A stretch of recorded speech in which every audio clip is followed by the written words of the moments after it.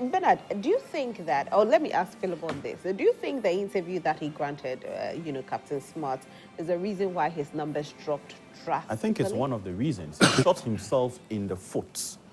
You see, I don't think Ghanaians have forgotten his comment about having the president in his pocket. People remember. Maybe a few would have forgotten, but he going on Prime TV and making these comments again.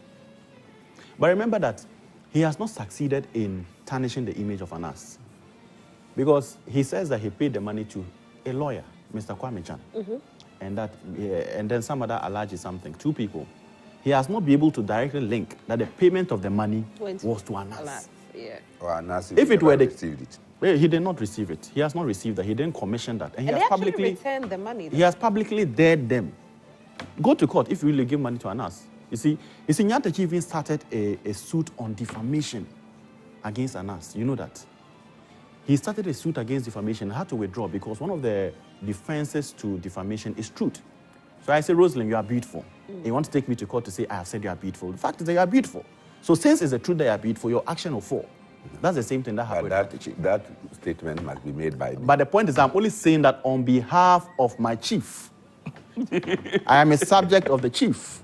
Yeah, so and the chief doesn't say some things. The chief says it through his language, his voice. So you should say that. So I'm just saying it on behalf. But you see, another part of the matter. Nyantakyi, if anyone had challenged, if Nyantakyi had won the primary, I'm sure some people would have challenged it in court.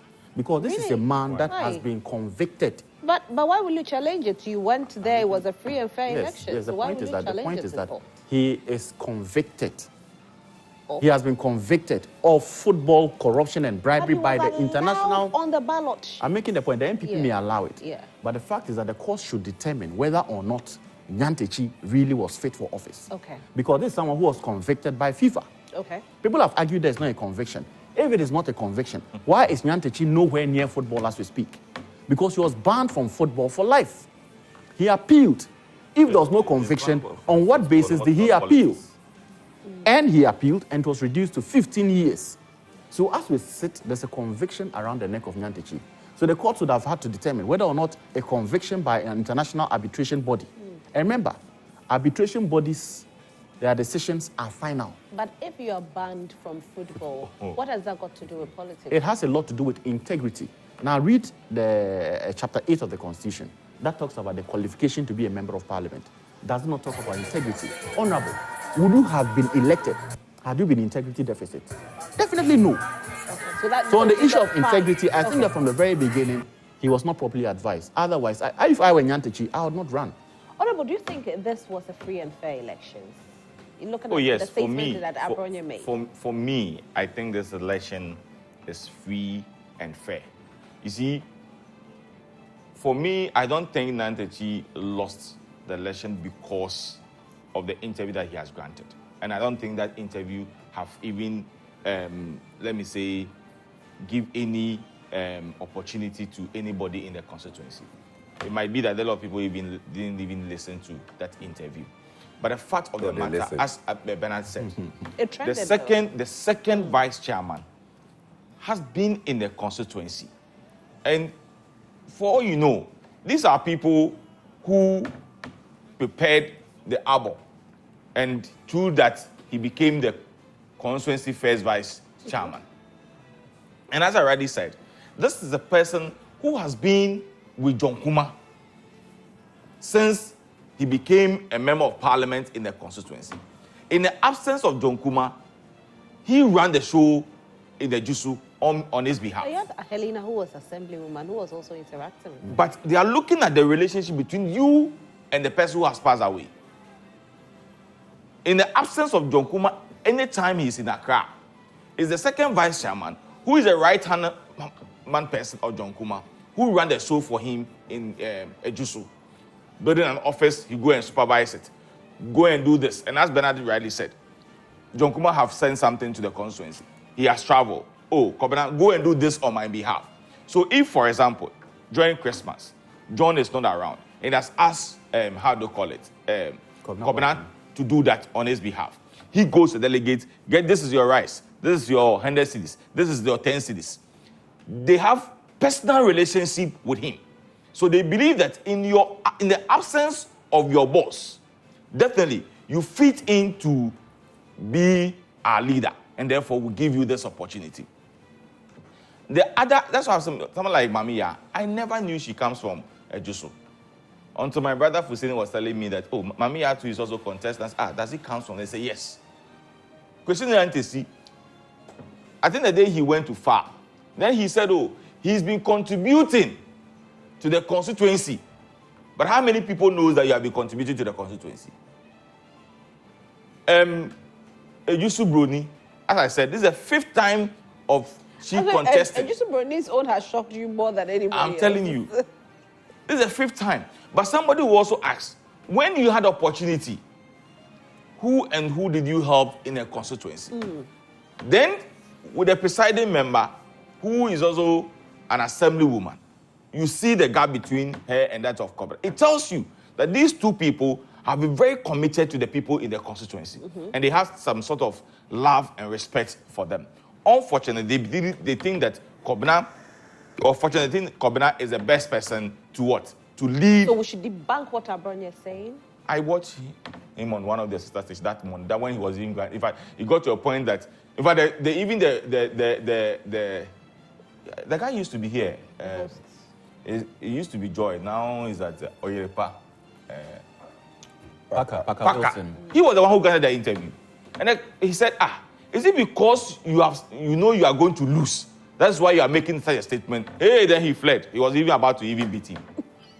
Anyway, I'm telling you, I watch it live. Anyway, let's see some messages that are coming in. Okay, so don't forget to go to Franco Trading Enterprise to get all your gadgets. I'm talking about your phones, your mobile phones, your laptops, your tabletop fridges, your CCTV cameras, your television set. You can get all of that from them. Now, you can also download the app on your phone. It is Franco Trading app. Just go to Google Play Store and download that app on your phone. Not just that, you can go to the website. That is www.francotrading enterprise. That's the name of the website. Franco Trading Enterprise, still phone papa paffy. Let me go and read some messages. We have so many messages coming in. I'm so sorry I didn't start early, but it's still a good time to start. So this one says, Meshach Asante at Amasaman, the man with the vision and the nation builder, JDM is behind our doors knocking, that whoever open him and votes for him come December 7, the development and the jobs through 24-hour economy will be his or her share. So let's all vote for him. Greetings to Sedom Apenyo, incoming MP Amasaman. Okay. This one says, please, can you send your reports to keep... Okay, let me see what we have here. All right, so Alaji Sise Zenu Central says, good evening to you all. It's actually morning. Good morning, Al-Hassan. Al-Hassan, as much as I agree with you that the national cake must be shared nationally and not shared as party cake, my worry and disappointment about the scholarship thing is not about party people benefiting. Party people are Ghanaians as well, but the caliber of individuals who are beneficials to the scholarship is the problem. If a party person in the village who is brilliant and needy benefit from this scholarship, Ghanaians wouldn't have any worry about it.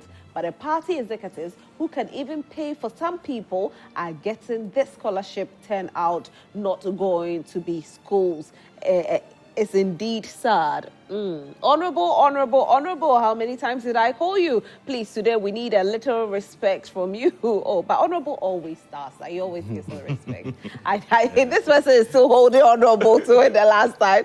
Anyway, beautiful Rosalind, good morning, boss. In fact, NPP is a scam. Where was Pastor Zachariah 4:1? Or Mr. Digital, when they were loading the achievement onto the performance tracker, common tracker with these levels of errors and falsehood, how then can we trust your call of digitalizing Ghana? Master Rahman, Tuna Sola, Tuna Kalba. Thank you, Master Rahman. Chorus Call Zakaria says, in 2016, passport was 70 Ghana cedis. Today is 700. Car insurance was 150 Ghana cedis. Today is 500. Cement was 28 Ghana cedis. Today is 100 Ghana cedis. Petrol per gallon was 14. Today is 70. Rice was 150. Today is 880. Cooking oil was 90. Today it's 4.80.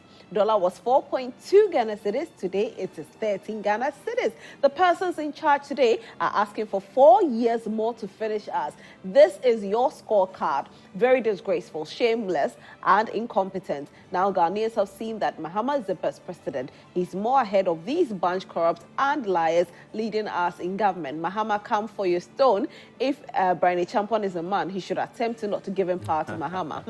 He'll smell pepper. Hey, this one there, you are wild. Good morning, Rose. If 67 mistakes of the performance tracker has been deleted and 74 added, what then is the difference? Great to see you and your panelists, most especially the incoming president, Bernard Mona, Richard from Nadoli. I hope I got the name right.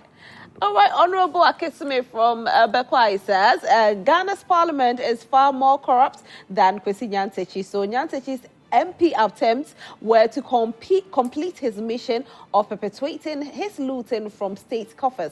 At a stage, Nyantakyi thought the GFA was his personal property, just like President Akufo-Addo has taken Ghana as his personal property. That's how absolute power corrupts absolutely. Nyantakyi, you can cry blood, no one cares. Even in the Bible, Jesus wept. From Honorable Akisme. Good morning, Roslyn. The MPP man in your studios, you're talking about Honorable Ebenezer, okay, shouldn't sit and throw dust in the eyes of viewing public, creating the impression that John Kumar did much for the constituency, which is not the case. And I'm not even sure he has even been to Ejisu before. This was an election for the delegates, not ordinary voters of Ejisu constituency. Thank you. Oh, really? Yeah, I'm here to touch on that subject. Okay.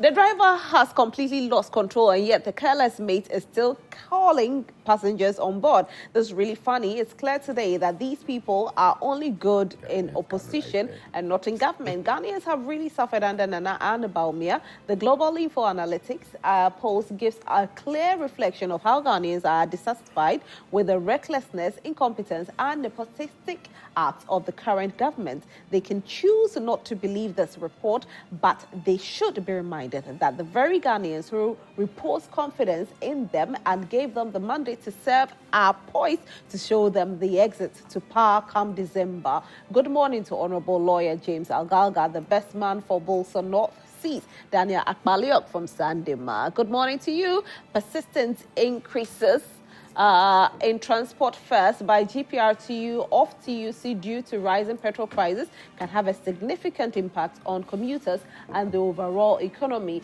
By implementing transparent fare adjustment mechanisms, promoting fuel-efficient practices, exploring alternative revenue resources, investing in driver training, and prioritizing sustainable transportation solutions, the GPRTU can control transport fares and prevent excessive increases. It's essential for stakeholders to work together collaboratively to address these challenges and ensure affordable and reliable transportation for all. Aaron Bebako Kokomisa, good morning to you and your panelists, especially Bernard Mona. I admire his braveness to speak the reality on the ground. We are suffering too much. Any public job, unless you pay money as protocol before you be called or appointed, which is not helping the poor. One meal for the whole day. Why all this? Foodstuffs have been rising every day. Good morning, Rosalind. Did Kwesi Nyantakyi cry on TV after the Ejisu primary results declared? No, he actually cried before it was declared. His sins at GFA would follow him everywhere. John Mahama is coming. E.A. Metal Nunu Jr. Metal, he cried before the elections were declared. No. He cried that he had actually come from the hospital. Hi, please, today is my friend's birthday. I want to send a birthday message. Okay, we'll do that during the birthday message for you. Alhaji Hamza Pekman, good morning, Rosalind. It's time President Nana, Dr. Baumia, and the MPP party stops insulting the intelligence of Ghanaians and credits us with the little respect we deserve. The whole issue of performance tracker was nothing else but a scam. Remember, about 80% of projects they talked about are all uncompleted projects. Let us not forget that to whom much is given, much is expected. Our public debt is now at 610 billion Ghanaian cedis, including 3 oil fields left behind by the NDC for them. The NDC had only 210 billion Ghana cedis, but the evidence is out there for all to see. Now we've been told that 67 of the projects found in the tracker were mistakes. In fact, I don't trust the MPP government when it comes to accountability. Example is about our COVID funds that were shared to party functionaries to do campaign. But I'm happy the 2024 elections is going to be about trustworthy experience and credibility, which Dr. Baumia lacks. NPP, never again. Good morning, my lovely Rosalind, Sister Rosalind. Okay. And your guests, congratulations to my senior brother, Kwabena Boateng, for such a victory. How can NDC take away a seat from MPP in Ejiso, like your guest is saying? MPP performance tracker is in they should compare it with that of their green book and see the difference. MPP will surely retain the seat come December polls. Came from Pond, General Home and Crowd, so MPP forever. Well, I think, with this one, Honorable even said it, looking at the way the seat is, certain places are there, don't compete, but anyway. Good morning. This government is using elimination by rough taxes strategy to occupy the public service with their own people, kicking out hardworking Ghanaians from their position to make way for politically exposed persons is dangerous. What kind of a government is this, destroying everything they came to meet? Thank God JM is coming. Solomon Zenu, Martin Luther. Good morning. Hey, this is not Bella. Oh, this one, you people send it across the border. This way, my name is Rosalind, okay? Simon Bankpuru, my name is Rosalind. Good morning, Rosalind. Please, I want to know from Ghana Medical Council whether it's professional to allow a patient out of health facility with a cannula like Nyantakyi did. I don't know, but hey, the doctors decided on it. They know better. Good morning. Any serious political party would have disqualified Kwesi Nyantakyi from contesting the district primaries, considering the huge albatross of corruption on his neck. But no wonder he belongs to the MPP. That is his niche. The devil cannot rebuke sin. Ricardo Bichim. Good morning, Madam Host. Okay.